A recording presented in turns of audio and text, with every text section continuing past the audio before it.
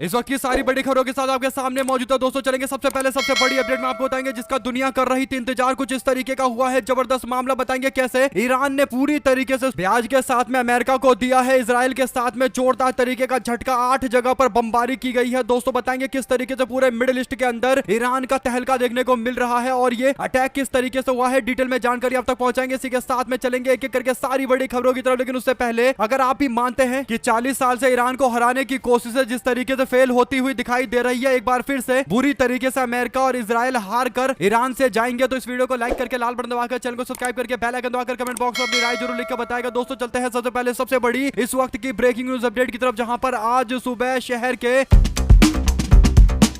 मस्जिदों में अजान की आवाजें गूंज रही थी दोस्तों, और मुसलमान अपने रब के लिए सजदा कर रहे थे। और इसी वक्त इजराइल और अमेरिका ने कायराना और घिनौना हरकत करते हुए हमला कर दिया, और यह हमला मिलिट्री टारगेट को करते हुए किया गया, ऐसा दावा किया गया। लेकिन हकीकत यह थी कि कायराना हरकत की गई और कई रिहायशी इलाकों के अंदर धमाके करने की कोशिश की गई। लोग नमाज अदा कर रहे थे दोस्तों, और धमाके की गूंज उनको सुनाई दे रही थी। इसके बावजूद लोग अपने खुदा को याद कर रहे थे, और यूनिवर्सिटी स्ट्रीट से लेकर जोमहौरी इलाके के अंदर खामेनेई साहब के दफ्तर के बाहर मस्जिदों में आवाजें सुनाई दे रही थी दोस्तों, और धुएं गुबार उठा रहे थे, जमीन हिल रही थी। ये वक्त था अशर की नमाज का, जब लोग मस्जिदों की तरफ बढ़ रहे थे। बच्चे बूढ़े औरतें मर्द सब इबादत में मशगूल थे दोस्तों। मगर ये जालिम ताकतें इजराइल और उसके मालिक अमेरिका ने इसी लम्हे को चुना ताकि लोगों के दिलों में खौफ पैदा किया जा सके, ताकि इबादत में खलल डाला जा सके। और ये सिर्फ जंग नहीं बल्कि लोगों को डराने की एक कोशिश थी। हालांकि ये कोशिश पूरी तरीके से धूल चाटती हुई तब नजर आई जब रिपोर्ट के मुताबिक सुप्रीम लीडर अयातुल्लाह खामिनी ने एक ऑर्डर जारी किया दोस्तों। उन्होंने हुक्म दिया कि अब इजराइल और अमेरिका को मुंह तोड़ जवाब देना है, और अमेरिका और इजराइल के द्वारा किए गए प्रीएम्प्टिव स्ट्राइक यानी पहले ही कर दिए गए हमले, कायराना हमले का जवाब देते हुए अलग अलग 8 ठिकाने पर इजराइल की फौज ने अटैक किया है दोस्तों, हमला किया है। और अमेरिका ने जो अरब के अलग अलग देशों के अंदर, जिसमें बहरेन है, जिसमें यूएई है, जहां अमेरिकी फौज रुकी हुई है दोस्तों, आर्मी बेस बनाकर रखा हुआ है, इन सारी जगह पर एक साथ अटैक किया गया और अमेरिका के आर्मी बेस को ही उड़ा डाला गया। जिस कारण से अब अमेरिका वाले और ज्यादा भड़कते हुए कह रहे हैं कि हम और ज्यादा बड़ा करारा जवाब देंगे। जिसके बाद ईरान भी पूरी तरीके से तैयार है दोस्तों। इजराइल में इमरजेंसी घोषित कर दी गई है, और ईरान के साथ धीरे धीरे आके पूरी उम्मते मुस्लिमा साथ खड़ी होने लगी है, एकजुट होने लगी है। पाकिस्तान हो, तुर्की हो, इराक हो, लेबनान हो, यमन हो, इन सब ने तेहरान का सपोर्ट करने का, ईरान का सपोर्ट करने का ऐलान किया है। ये जून 2025 में ईरान और इजराइल के बीच में हुए जंग की ओर आगे बढ़ रहा है दोस्तों। उस जंग के अंदर पूरी तरीके से एक बड़ी जीत हासिल की थी ईरान ने, और पूरे इलाके में तहलका मचा दिया था। और ईरान साफ तौर पर यह बोल रहा था कि अगर हमारे देश के ऊपर अटैक होता है तो ये पूरी तरीके से अमेरिका और इजराइल के लिए अंतिम घंटी होगी, यानी लास्ट ऐलान होगा, और पूरी तरीके से अमेरिका और इजराइल को बर्बाद कर दिया जाएगा। इसके बाद दोस्तों इतने रॉकेट मारे गए, इतने मिसाइल दागे गए थे इजराइल के ऊपर के बाद में इजराइल ने हाथ खड़े करके कह दिया कि अब नहीं लड़ेंगे। तो जून 2025 में जमकर पिटने के बाद एक बार फिर से ईरान पर हमला करने के लिए इजराइल और अमेरिका मिलकर गुट बनाकर आए हैं कायराना हरकत करने के लिए। लेकिन कब तक बचेंगे इसकी कोई गारंटी नहीं है, क्योंकि ईरान एक ऐसा देश है जो इस्लाम के प्रिंसिपल पर बना हुआ है, और इसीलिए इसे हरा पाना, ईरान को हरा पाना अमेरिका और इजराइल की बस की बात नहीं है। 40 साल से लगातार कोशिशें कर रहे हैं और हर बार मुंह की खाकर जाते हैं, एक बार फिर से धूल चाट कर जाएंगे, उसमें कोई दो राय नहीं है। आप लोगों की क्या राय है दोस्तों, लिखकर जरूर बताएगा, और ज्यादा से ज्यादा वीडियो अपने लोगों तक शेयर कीजिएगा दोस्तों। चलते हैं एक और अपडेट की तरफ, जिसमें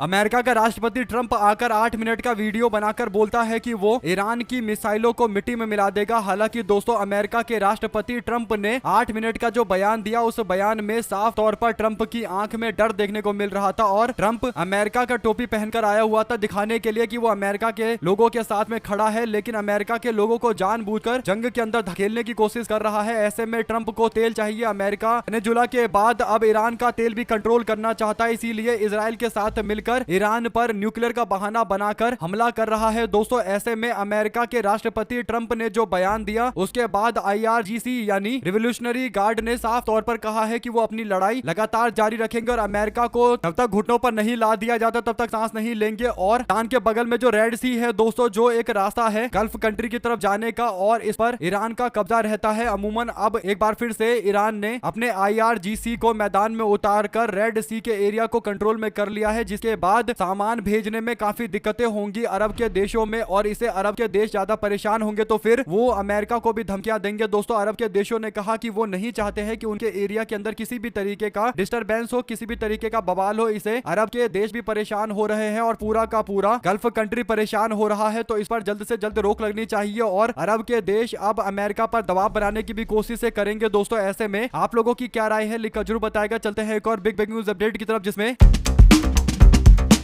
बिहार को लेकर एक और बड़ी अपडेट आई है। दोस्तों बिहार में राज्यसभा के चुनाव में एक सीट को लेकर जोरदार तरीके का घमासान चल रहा है। एनडीए गठबंधन 5 में से 4 सीटें आराम से जीत जाएगी, लेकिन जो 5वीं सीट है उसे लेकर एनडीए गठबंधन के अंदर आपसी सहमति नहीं बन पा रही है और अलग अलग पार्टी के लोग इस पर अलग अलग तरीके से दावेदारी कर रहे हैं। ऐसे में जीतन राम मांझी ने एनडीए पार्टी के जो बड़े नेता है उनसे कहा कि आप लोगों ने मुझसे जो वादा किया था कि मैं अगर आपके साथ में आऊंगा तो आप मुझे राज्यसभा की सीट भी दोगे। तो अब जो एक एनडीए गठबंधन के पास राज्यसभा की सीट जाने वाली है तो वो सीट मुझे चाहिए, यानी 5वीं सीट पर दावेदारी कर रहे हैं जीतन राम मांझी। अब बड़ी बात यह है दोस्तों की जो 5वीं सीट है उसको लेकर बीजेपी के पास 38 का आंकड़ा है और टोटल 41 का आंकड़ा चाहिए और कांग्रेस और एआईएमआईएम आरजेडी के साथ मिलकर 40 तक पहुंच चुका है, जबकि एक वोट और चाहिए बीएसपी के नेता का, बीएसपी के विधायक और बीएसपी के विधायक के सपोर्ट के बाद आराम से राज्यसभा की 5वीं सीट इंडिया गठबंधन के पास में चली जाएगी। लेकिन जीतन राम मांझी ने 5वीं सीट को लेकर दावेदारी करते हुए बिहार के अंदर एनडीए गठबंधन के अंदर आपसी फूट को और आगे बढ़ाया है। आप लोगों की इस पर क्या राय है लिखकर जरूर बताएगा दोस्तों और ज्यादा से ज्यादा वीडियो को शेयर कीजिएगा अगर आप भी मानते हैं कि बिहार के अंदर इतनी जल्दी राज्यसभा के चुनाव को लेकर मामला सॉल्व नहीं होगा और जीतन राम मांझी इस पूरे मामले पर आगे भी लगातार बवाल जारी रखेंगे। तो अपनी राय जरूर लिखकर बताएगा दोस्तों। इसी के साथ में नरेंद्र मोदी गले लगने तो जाते हैं लेकिन गले लगने से भारत को फायदा नहीं मिलता। ट्रंप से गले मिलने पर और ट्रंप के पाकिस्तान को सपोर्ट करने पर कांग्रेस पार्टी ने जमकर भाजपाइयों को लपेटा है। दोस्तों कांग्रेस ने कहा कि